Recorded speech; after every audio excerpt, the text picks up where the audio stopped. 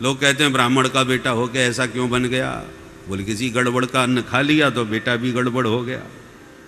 बोलो राधे राधे। राधे राधे। इसलिए हमने ऐसे अनेक साधु देखे हैं जो दान लेते नहीं और लेते हैं तो पूरा विवरण ले लेते हैं कि तुम्हारा व्यापार क्या है, तुम काम क्या करते हो, पूरी जानकारी लेंगे और फिर उन्हें उचित लगेगा तो आपकी भिक्षा ग्रहण करेंगे। नहीं तो आप दे गए और उन्होंने तुरंत किसी को बांट दिया इधर उधर। अपने पास नहीं रखते, अपने प्रयोग में नहीं रखते, जब तक ये पता ना चले कि ये किसी पवित्र परिष्कृत धन का दिया हुआ दान है या भिक्षा है। तो भोजन का प्रभाव मन पर पड़ता है, इसलिए पवित्र भोजन हो तो पवित्र मन रहे। महात्मा लोग जंगलों में केवल शाकाहार करके, घास पात खा करके, फलाहार करके रहते थे तो चित्त शुद्ध रहता था। साग पात जे खाते हैं तिन्हें सतावत काम, और लड़ुआ पूड़ी जे लहें तिनकी जाने राम। बोलो जय सिया राम। इसलिए साधक को सदैव सावधानी के साथ भोजन आदि पर ध्यान देना चाहिए, आचार विचार का ध्यान रखना चाहिए। पर आज विडंबना देखो तो जो शौचाचार रखते हैं, पवित्रता का बहुत ध्यान रखते हैं, लोग उनको ही पाखंडी कहते हैं। अरे वो बाबा जी बड़े पाखंडी, हम उसका नहीं खाएंगे, उसका छुआ नहीं खाएंगे, ऐसा नहीं करेंगे, वैसा नहीं। तो जो सात्विक सदाचार कहा जाता था शास्त्र सम्मत, उसको आज पाखंड कहा जाता है, और जो पाखंड है उसे सदाचार समझा जाता है। अरे हमारे महाराज जी बड़े सज्जन हैं, कुछ भी खिला दो, कहीं भी खिला दो, कैसा भी खिला दो, कोई भी खिला दो, सब चलता है। हमारे महाराज जी फालतू का प्रपंच और पाखंड नहीं दिखाते, सच्चे महात्मा है। तो जो वास्तव में पाखंड है उसको सदाचार समझा जा रहा है, और जो वास्तविक सदाचार है उसे पाखंड कहा जा रहा है। ऐसा विपरीत ज्ञान लोगों को आजकल होता जा रहा है। बोलो जय सिया राम। जय सिया राम। समय समय पर भगवान पांडवों की समस्याओं का भी निवारण करते हैं। एक बार पांडवों ने बड़ा विशाल राजसूय यज्ञ किया तो भगवान ने जाके सारी व्यवस्था संभाली। जरासंध ने स्वीकृति नहीं दी तो भीम और अर्जुन के साथ भगवान बाबा जी बन के भिक्षा लेने पहुंच गए। युद्ध की भिक्षा मांगी और भीमसेन के हाथों जरासंध का वध करा करके उसके पुत्र सहदेव को सत्ता सौंप करके विजय का शंख बजा करके आए। धूमधाम से राजसूय यज्ञ प्रारंभ हुआ प्रभु के नेतृत्व में, और प्रश्न खड़ा हुआ कि अखिल भूमंडल के समस्त राजा महात्मा सब आए हुए हैं, प्रथम पूजन किसका किया जाए? तो सहदेव ने खड़े होकर के प्रभु के नाम का प्रस्ताव रखा। पितामह भीष्म ने अनुमोदन किया कि हम इसको, बहुत अच्छा सुझाव सहदेव ने दिया है, हम इसका अनुमोदन करते हैं। एक स्वर से सभी ने प्रभु के नाम के प्रस्ताव को स्वीकार कर लिया। पर एक जरेला बैठा था शिशुपाल, उसको तो आग लग गई कि दूल्हा बन के हम गए थे, हमारी दुल्हन को लेके ये भग गए थे, आज मेरा मौका है, छोड़ूंगा नहीं इसको। तो एकदम तिलमिला के शिशुपाल खड़ा हो गया और जम के गाली दिया। ईशो दुरत्ययः काल इति सत्यवती श्रुति, वृद्धानामपि यद बुद्धिर बाल वाक्यैर् विविद्यते। ये सहदेव बच्चा है, भीष्म बुढ़ा हो गया, इन दोनों की बातों पर आप लोगों ने विचार किए बिना कैसे कृष्ण का निर्णय ले लिया? इसके माँ बाप का ठिकाना नहीं, बचपन का चोर, और न जाने कितनी गालियां दे डाली। और पांडव साहब तिल मिला गए क्रोध में, कौरव क्रुद्ध होने लगे। पर शिशुपाल के समर्थन में भी अनेक दुष्ट राजा खड़े होने लगे कि नहीं, अभिव्यक्ति की आजादी होनी चाहिए। चेदी नरेश है शिशुपाल, उसको भी बात कहने का अधिकार है, उसकी बात पर ध्यान देना चाहिए, सुनना चाहिए, मानो या मत मानो अलग बात है, परंतु उसकी बात तो सुनो। कई दुष्ट राजा महाराज अभिव्यक्ति की आजादी के नाम पर उनके साथ खड़े हो गए, शिशुपाल के साथ। बोले तुम लोग संकीर्ण मानसिकता के लोग हो, दूसरों की सुनना नहीं चाहते। बताओ, अपशब्द दे रहा है, कह रहा है, गालियां दे रहा है, और लोग कह रहे हैं अभिव्यक्ति की आजादी है। भारत में भी अभिव्यक्ति की आजादी पर लोग खड़े हो जाते हैं कि भारत तेरे टुकड़े होंगे, ईसा अल्लाह ईसा अल्लाह। अरे लोगों ने विरोध किया तो बोले नहीं, अभिव्यक्ति की आजादी है। लो, ऐसी आजादी किस काम की भैया? जो भारत की राजधानी में खड़े होकर के तुम भारत माता के टुकड़े करवा रहे हो, नारे लगा रहे हो, ये अभिव्यक्ति की आजादी होती है। उसका विरोध करने पर हम संकीर्ण हो गए। लोगों को ऐसे देश में रहने में डर लगने लगा। बोलो राधे राधे।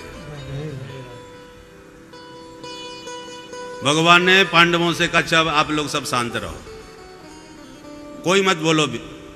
भगवान जानते हैं कि पांडव यदि मेरे पक्ष में आए तो जो शिशुपाल के समर्थक लोग खड़े हो रहे हैं वो उसके पक्ष में, और देखते देखते महाभारत अभी यहीं छिड़ जाएगा, विश्व युद्ध छिड़ जाएगा, क्योंकि समस्त विश्व की हस्तियां यहां बैठी हैं।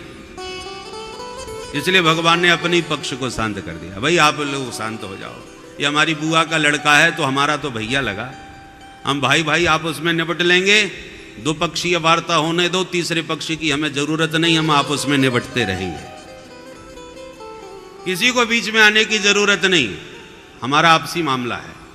तो शिशुपाल, तब भगवान के समर्थक जब शांत हो गए तो शिशुपाल के भी समर्थक शांत बैठ गए। पर शिशुपाल का दुस्साहस बढ़ गया, क्योंकि भगवान उसको जवाब तो दे नहीं रहे, एकदम शांत खड़े हैं और शिशुपाल गाली पर गाली दिए जा रहा है, भगवान लाइन खींचते जा रहे हैं। जो गालियों का शतक पूरा हो गया तब भगवान बोले, शिशुपाल सावधान, तुम्हारी मां हमारी बुआ लगती हैं, हमने उन्हें वचन दिया था तुम्हारे 100 अपराध क्षमा करूंगा, तो मैंने किए, परंतु अब आगे बोलने का प्रयास मत करना।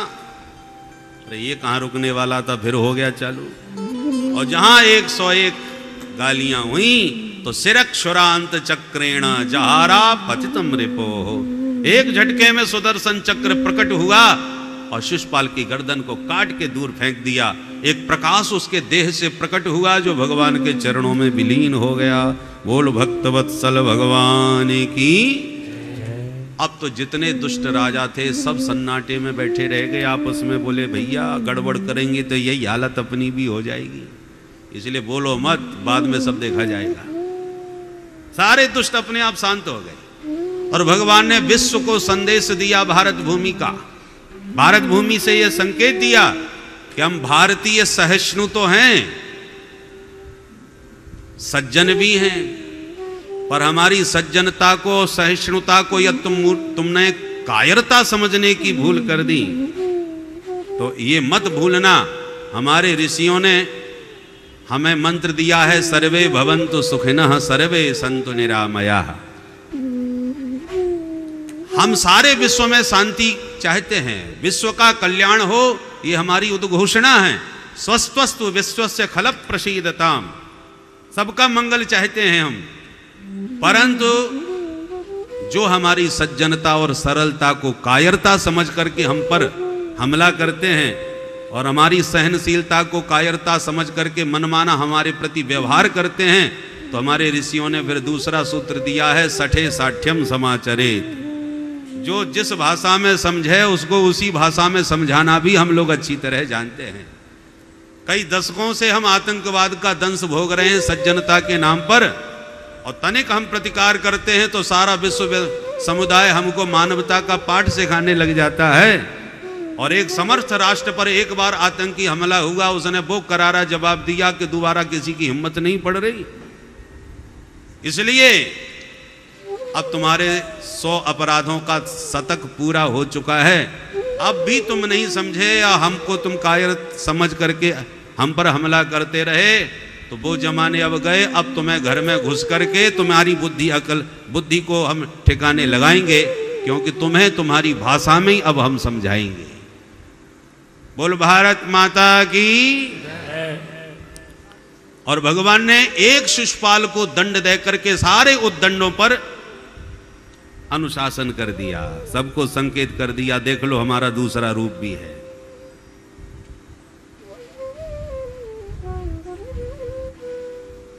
क्षमा सुहाती उस भुजंग को जिसके कंठ गरल हो,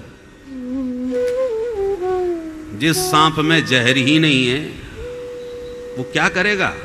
लोग तो उसे खिलौना बना के ही खेलेंगे, परंतु विषैला सर्प हो तो लोग डर के मारे दूर से ही भागते हैं। सांप आ गया, सांप आ गया। काटने की जरूरत नहीं पड़ती, वो केवल एक फुसकार मार दे तो भगदड़ मच जाती है। उसी प्रकार जो राष्ट्र शक्तिशाली होता है उसकी एक फुसकार पर लोग सावधान हो जाते हैं। और तुम कितने भी शक्तिशाली बने रहो, या तुमने फुसकार भी समय पर नहीं भरी तो लोग तुम्हें कायर ही समझेंगे, आप अपने मन में भले ही कितना भी शक्तिशाली मानते रहो। इसलिए समय पर, ठीक समय पर जवाब देना भी राष्ट्र धर्म है, ताकि लोग तुम्हें कायर न समझें। और ये जवाब भगवान ने शिशुपाल को दंड दे करके विश्व समुदाय को संकेत कर दिया। राम जी महाराज ने धनुष तोड़ा तो अनेक देशों के राजाओं ने खूब गाल बजाए, पकड़ लो, छीन लो, ये कर देंगे, वो कर देंगे, तमाम बड़बड़ाए। लक्ष्मण जी की आंखें लाल हो गई कि अभी देखता हूं इनको। राम जी बोले तुम रहने दो, इनका इलाज अभी हम करते हैं। और राम जी ने संकल्प लिया और परशुराम बाबा आए गए।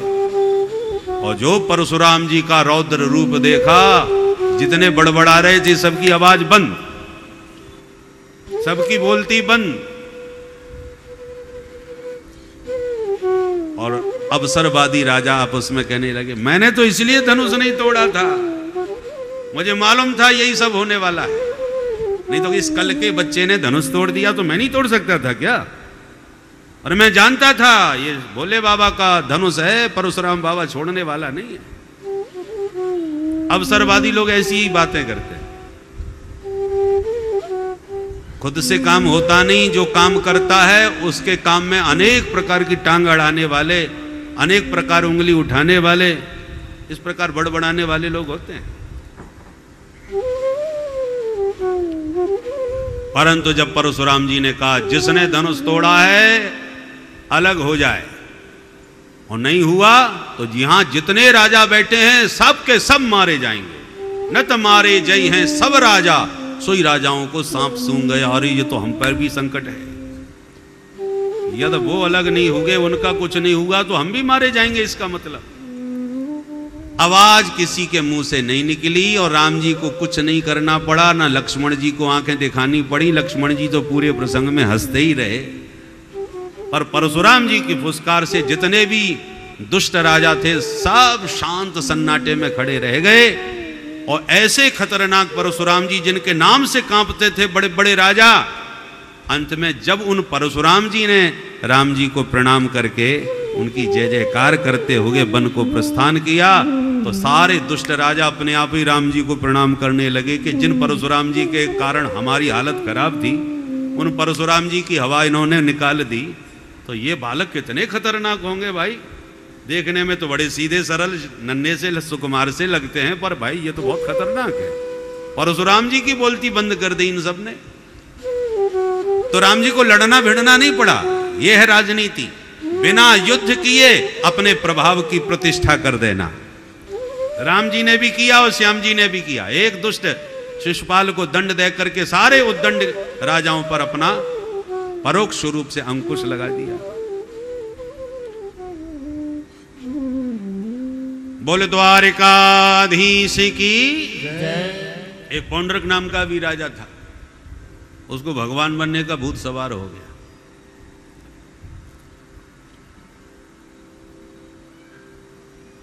काशीराज ने सहयोग दिया, ये भगवान बन के नकली गरुड़ पर उड़ने लगा, चार भुजा बना करके घूमने लगा।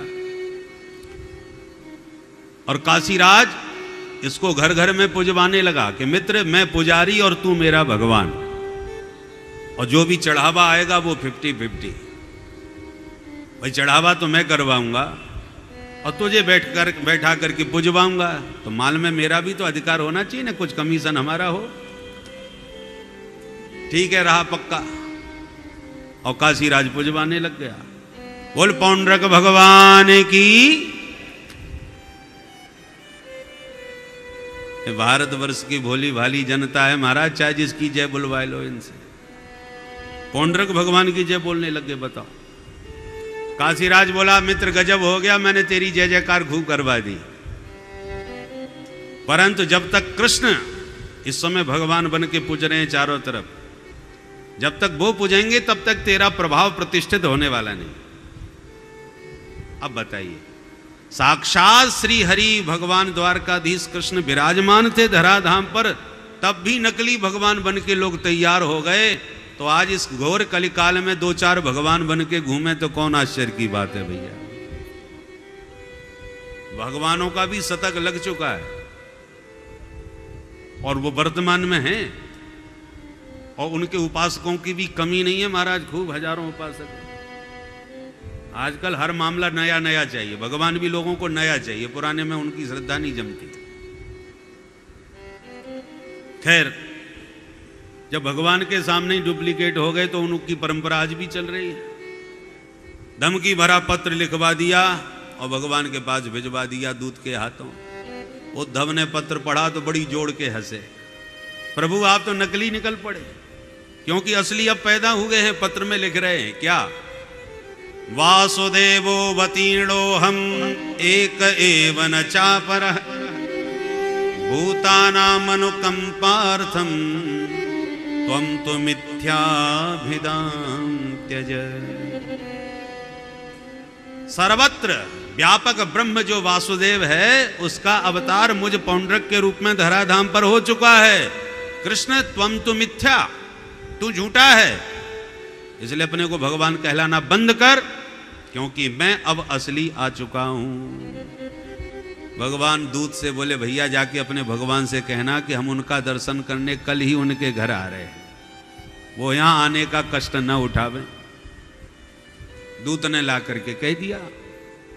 पौंड्रक सुनते ही घबरा गया, काशीराज से बोला, क्यों रे तूने कहां फंसा दिया? तू कह रहा था कि कृष्ण डरपोक है तो मेरी धमकी से ही डर के भग जाएगा, अब वो भग तो नहीं रहा, मुझ पर हमला कर रहा है। काशीराज बोला, चिंता न करो, तो हम भी तो तुम्हारे साथ हैं, दोनों मित्र मिलके करेंगे मुकाबला, आने दो। और दूसरे दिन भगवान जब आए, पौंड्रक ने हमला किया, सुदर्शन चक्र घुमा के गरुड़ पर बैठ करके, तो भगवान को बड़ी हंसी आई, देखो तो इस पाखंडी को कैसा गजब का नारायण बन के घूम रहा है।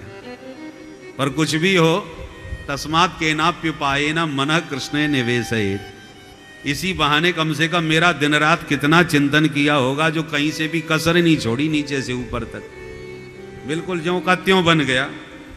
तब भगवान ने अंत में उसका वध किया और उसके मित्र काशीराज को भी सिर काट के काशी में फेंक दिया। इस प्रकार जितने पाखंडी थे, जितने पापी थे, उन सबको चुन चुन के भगवान ने ठिकाने लगाया और पृथ्वी का भार उतारा। अब बोलो परीक्षित, तुम क्या सुनना चाहते हो? भगवान के चरित्र तो अनंत है। तब परीक्षित ने कहा, महाराज भगवान का नाम दीन बंधु है, तो भगवान ने कभी किसी दीन को बंधु बनाया कि नहीं? ऐसा कोई पावन चरित्र सुना। तब सुखदेव जी को सुदामा जी की याद आई और वासुदेवे भगवती निमग्न हृदयो ब्रवीत। भगवान वासुदेव के दिव्य चरित्रों में मन डूब गया सुखदेव जी का, पर पुनः अपने मन को संभाल करके, सावधान होकर के अब सुखदेव जी महाराज सुदामा जी का परिचय देते। कौन है सुदामा? कृष्णस्यासीत् सखा कश्चित् ब्राह्मणो ब्रह्मवित्तमः विरक्त इंद्रियार्थेषु प्रशांतात्मा जितेन्द्रियः। सुदामा जी महाराज ब्राह्मण देवता हैं, भगवान द्वारकानाथ श्री कृष्ण के परम प्रिय सखा हैं। और सिर्फ ब्राह्मण कहने से सुखदेव जी को संतुष्टि नहीं मिली, इसलिए पुनः कहा ब्राह्मणो ब्रह्मवित्तमः। ये कैसे ब्राह्मण है? ब्रह्मविद नहीं, ब्रह्मवित्तर भी नहीं, ब्रह्मवित्तमः, तम प्रत्यय लगाया।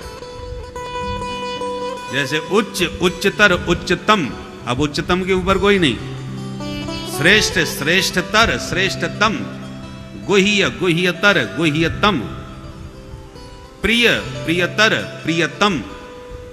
तम प्रत्यय पराकाष्ठा के अर्थ में। तो यहां पर ब्रह्मविद नहीं कहा, ब्रह्मविद वरिष्ठ, इसलिए ब्रह्मविद तमः। इंद्रियों के विषयों से विरक्त रहने वाले, जीवन की हर परिस्थितियों में सदैव प्रसन्न चित्त रहने वाले और इंद्रियों पर अपना पूरा अनुशासन रखने वाले हैं श्री सुदामा जी महाराज। प्रशांतात्मा जितेंद्रिय। प्रशांतात्मा कौन? अंधवत पश्य रूपाणि शरणु शब्दम अकर्णवत, काष्ठवत पश्य वैदेहम प्रशांतस्येति लक्षणम। प्रशांत आत्मा के लक्षण है। संसार में ये जितने रूप रंग दिखाई पड़ते हैं वो सबको देखता है, पर अंधे की तरह देखता है। अंधवत पश्य रूपाणि।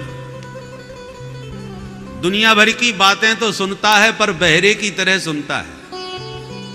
श्रृणु शब्दम अकर्णवत, जैसे कान है ही नहीं, दुनिया की बातों पर ध्यान नहीं देता, दुनिया के रूप रंग को देखते हुए भी नहीं देखता। और काष्ठवत पश्य वैदेहम, ये जितने भी शरीरधारी हैं उन सबके शरीर को कैसे देखता है? जैसे काष्ठवत, लकड़ी के सुंदर सुंदर लकड़ी की मूर्तियां बना देते हैं ना लोग, कितनी आकर्षक मूर्तियां होती हैं लकड़ी की। पर लकड़ी के अनेक सुंदर सुंदर रूप बना दिए जाएं तो क्या उस रूप को देख के किसी को आकर्षण होता है? नहीं, जानता है सब लकड़ी के हैं, ये सब लकड़ी की मूर्तियां हैं। ऐसे ही सबके शरीर को देखता है, पर काष्ठवत, काठ की लकड़ी की मूर्ति की तरह। ऐसे महापुरुष प्रशांतात्मा होते हैं। तो ऐसे ही प्रशांतात्मा परम जितेंद्रिय श्री सुदामा जी महाराज। सुदामा माने सुंदर दाम वाला। हमारे आपके पास जो दाम है ये सुंदर नहीं है। क्यों नहीं है? क्योंकि आए दुखम व्यये दुखम, दुखम च परिरक्षणे। पैसा को कमाने में बड़े क्लेश उठाने पड़ते हैं। नित्यार्जितेन वित्तेन दुर्लभेन आत्म मृत्युना। दिन रात भागा दौड़ी करके पसीना बहा करके तो पैसा कमाने में आता है। अब कमाते कमाते कहीं ज्यादा इकट्ठा कर लिया, ज्यादा कमा लिया तो फिर उसकी सुरक्षा में जगना पड़ता है। कहाँ रखें महाराज? पूरा बैंक में डालेंगे तो एक नंबर का तो इतना दिखा नहीं सकते, और दिखाएंगे तो बड़ा टैक्स लग जाएगा, सरकार को देना पड़ जाएगा। तो अब कहाँ धरें? घर में रखें तो खतरा है कब क्या हो जाए, किसी को भनक पड़ जाए तो खतरे में पड़ जाए। दुखम च परिरक्षणे, धन की सुरक्षा में भी बहुत टेंशन होता है। तो चलो दान कर दो, भंडारे करा दो, बढ़िया बढ़िया कूड़ा बाबड़ी खुदवा दो।